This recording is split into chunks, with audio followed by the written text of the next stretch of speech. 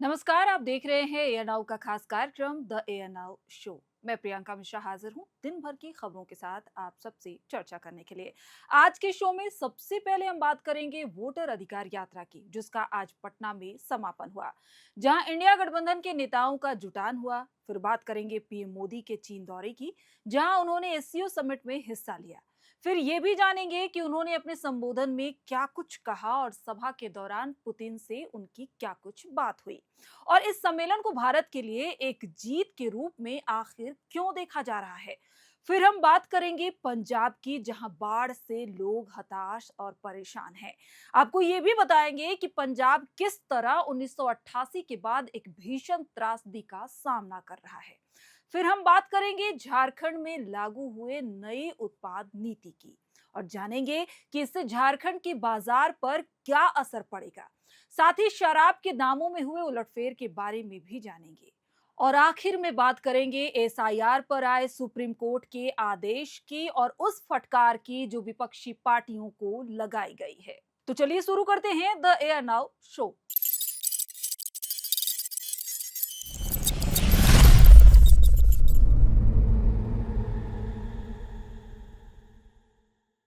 सबसे पहले बात करते हैं राहुल गांधी के वोटर अधिकार यात्रा की।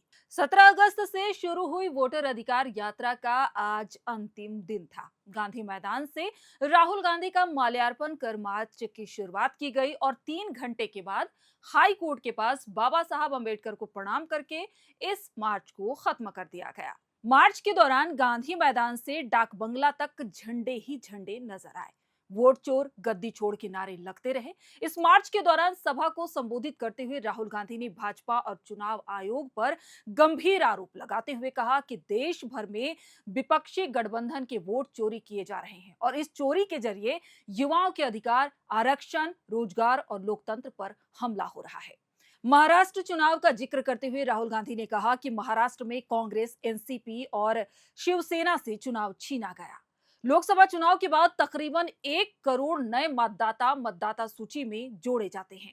हमारे गठबंधन को लोकसभा और विधानसभा में लगभग बराबर वोट मिले, लेकिन सारे नए वोट भाजपा के खाते में कैसे चले गए? इसका मतलब साफ है कि चुनाव आयोग और भाजपा ने मिलकर वोट चोरी की है। वोटर अधिकार यात्रा के आखिरी दिन राहुल के साथ आरजेडी के नेता तेजस्वी यादव, कांग्रेस अध्यक्ष मल्लिकार्जुन खड़गे और झारखंड के मुख्यमंत्री हेमंत सोरेन भी मौजूद रहे। मुख्यमंत्री हेमंत सोरेन ने अपना संबोधन झारखंडी जोहार से शुरुआत की। उन्होंने कहा कि मैं आपसे अपील करने आया हूं कि ये वोट किसी पार्टी का वोट नहीं है, ये देश का वोट है। इसी वोट से देश और संविधान को बचाया और तोड़ा जाता है। आज दुर्भाग्य से 2014 में कुछ चालाक लोगों ने धन बल के आधार पर सत्ता हासिल की और तब से जिस तरह इन लोगों ने देश को बर्बाद किया है, अगर हम आज नहीं जागे तो हमें फिर कभी जागने का मौका नहीं मिलेगा। उन्होंने आगे ये भी कहा कि चाहे नोटबंदी की बात हो या कोरोना काल की या अलग अलग प्राकृतिक आपदाओं की, मुझे लगता है कि आजादी के बाद से जितने लोग नहीं मरे हैं, उससे ज्यादा लोग 2014 से अब तक मर चुके हैं। चाहे वो किसान हो, मजदूर हो, आदिवासी, दलित और पिछड़ों के बारे में तो बात ही करना है। उनका सदियों से शोषण होता आया है। जब भी हम एक साथ लड़े हैं, हम विजयी हुए हैं। तो चलिए अब दूसरी बात कर लेते हैं चीन में हो रहे एसीओ समिट की, जिसके दूसरे दिन भारत को एक बड़ी सफलता मिली है। लेकिन उससे पहले आपको यह बताते हैं कि इस समिट के आखिरी दिन प्रधानमंत्री मोदी ने अपने संबोधन में ऐसा क्या कहा जिससे देश भर में उनकी तारीफ हो रही है। अपने संबोधन में पीएम मोदी ने पहलगाम हमले को आतंकवाद का सबसे बुरा रूप बताते हुए कहा कि भारत आतंकवाद को पिछले 4 दशकों से झेल रहा है, फिर भी कुछ देश आतंकवाद को खुले तौर पर कैसे समर्थन दे रहे हैं।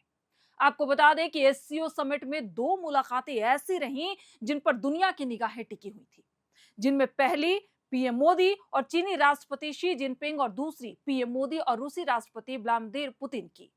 एससीओ समिट के बाद पीएम मोदी और रूसी राष्ट्रपति पुतिन द्विपक्षीय बातचीत के लिए रवाना हुए।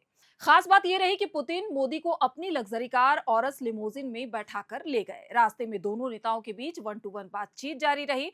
होटल पहुंचने के बाद भी वे कार से नहीं उतरे और करीब 50 मिनट तक बातचीत करते रहे। ये जानकारी रूस के रेडियो चैनल वेस्टी एफएम ने जारी किया है।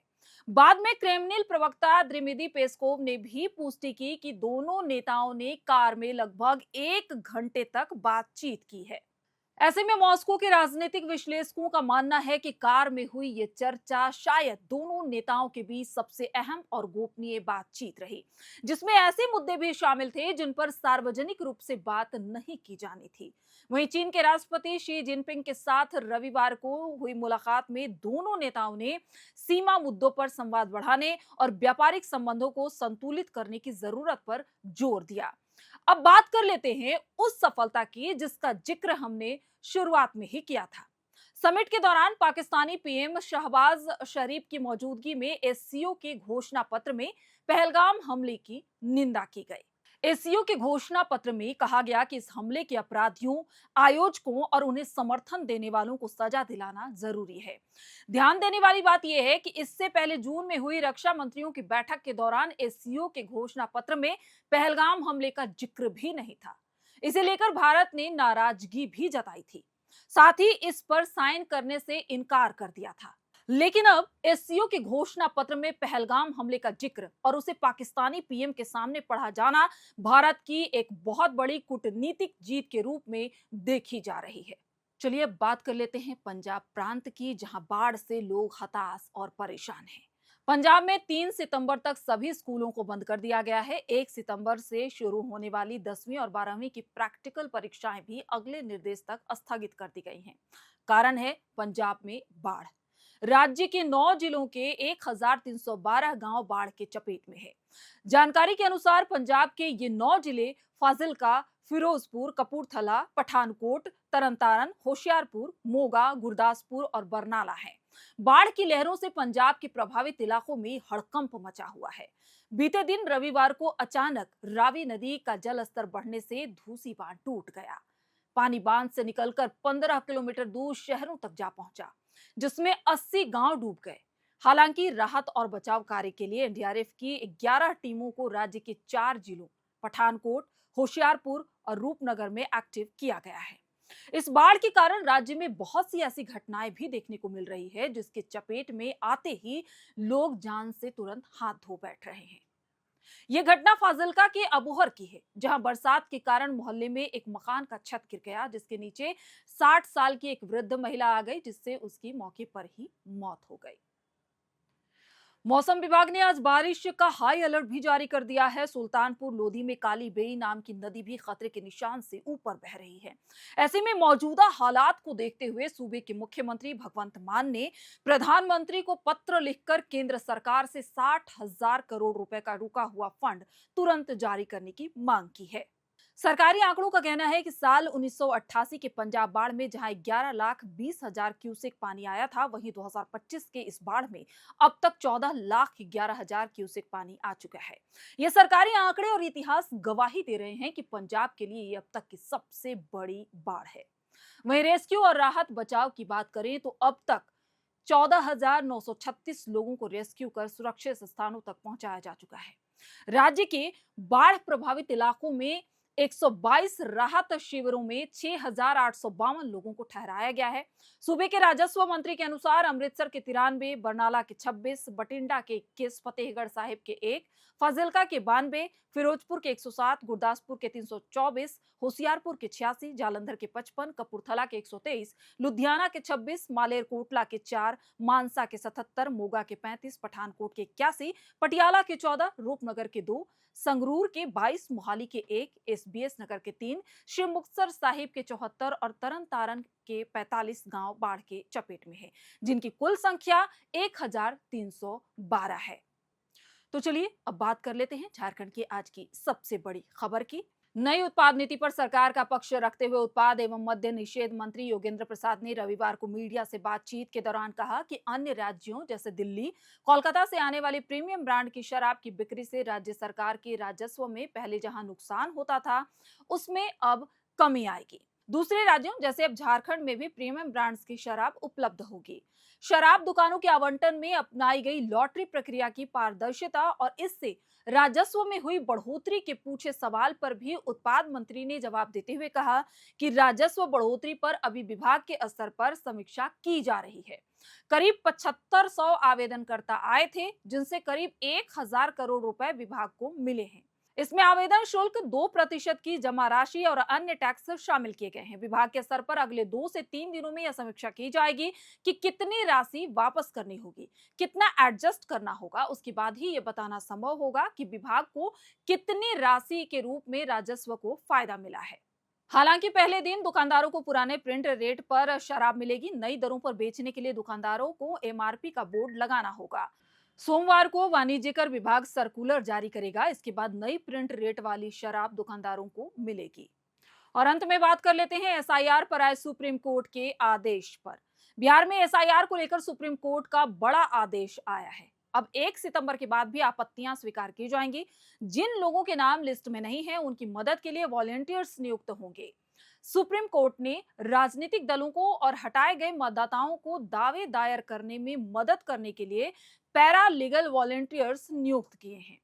सुप्रीम कोर्ट ने बिहार विधिक सेवा प्राधिकरण को निर्देश दिया है कि वो व्यक्तियों, दलों को दावे और आपत्तियां दर्ज कराने में मदद कराने के लिए पैरा लीगल वॉलंटियर्स की नियुक्ति करे।